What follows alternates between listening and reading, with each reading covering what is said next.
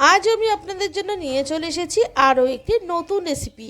আজকে তৈরি করে দেখাবো শিম আলু সর্ষে বাটা দিয়ে বাটা মাছ। এইভাবে যদি বাটা মাছ একবার তৈরি করে খান, মুখে লেগে থাকবে, এতটাই সুস্বাদু লাগে এই জ্যান্ত মাছ সর্ষে বাটা দিয়ে। চলুন রেসিপিটা কি করে বানাচ্ছি আজকে আমার সাথে থেকে পুরোটা দেখতে থাকুন। ভালো লাগলে অবশ্যই লাইক করে দেবেন, আর আমার চ্যানেলে নতুন বন্ধু হয়ে থাকলে চ্যানেলটিকে সাবস্ক্রাইব করে রাখবেন। পাশে থাকা বেল বাটনটা অন করে দেবেন যাতে আমার ভিডিও সবার প্রথমে আপনাদের মোবাইলে পৌঁছে যায়।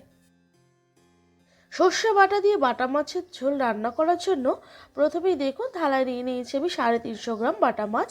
মাছটাকে ভালো মতন কেটে ধুয়ে পরিষ্কার করে নেওয়ার পরে এর মধ্যে নুন আর হলুদ দিয়ে বাটা মাছের গাটাকে ভালো মতন মাখিয়ে নিতে হবে। দেখুন এইভাবে সবগুলো বাটা মাছের গায়ে নুন হলুদ মাখিয়ে নেওয়া হয়ে গেছে। এবারে দেখুন বাটিতে নিয়ে নিয়েছি আমি আলু আর শিম। আজকে শিম আলু সর্ষে বাটা দিয়ে কিন্তু বাটা মাছটা রান্না করব।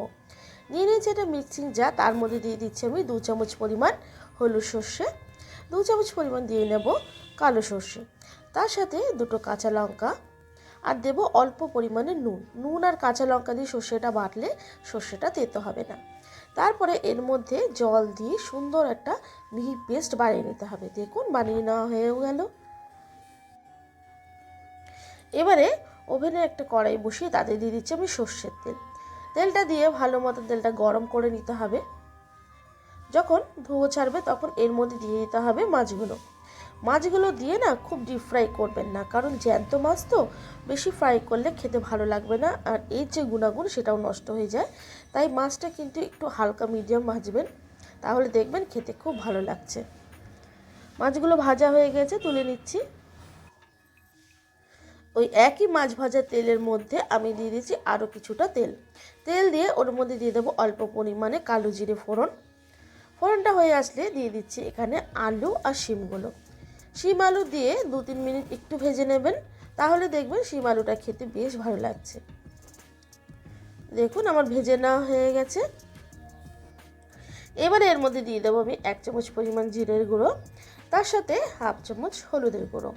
ঝালের জন্য একটু লঙ্কার গুঁড়ো দিয়ে দিচ্ছি, আপনারা চাইলে এটা স্কিপ করতে পারেন, অসুবিধা নেই।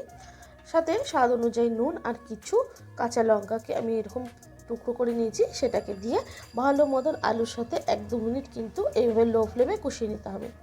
কষে আসার পরে এর মধ্যে দিয়ে দিচ্ছি আমি বেটে রাখা সর্ষেটা দেওয়ার পরে মিক্সির বাটির মধ্যে অল্প জল দিয়ে সম্পূর্ণ সর্ষে বাটাটা কিন্তু এর মধ্যে দিয়ে দেবেন। এবারে আস্তে আস্তে করে এটাকে নেড়ে আপনাদের করতে হবে, খুব বেশি কিন্তু আঁচ বাড়িয়ে করবেন না, জিনিসটা পুড়ে যাবে। তারপরে এখানে প্রয়োজন অনুসারে জল দিয়ে নিতে হবে। আপনারা যদি একটু পাতলা খেতে চান সেরকম দিতে পারেন, কিন্তু এটা মাখা মাখা হলেই বেশি ভালো হয়। তার জন্য আমি পরিমাণ মতন জল দিয়ে নিলাম। জল দিয়ে মাছগুলোকে দিয়ে এভাবে একটু ঢাকা চাপা দিয়ে করে নিতে হবে 6-7 মিনিটের জন্য। দেখুন 6-7 মিনিট পর ফিরে আসলাম।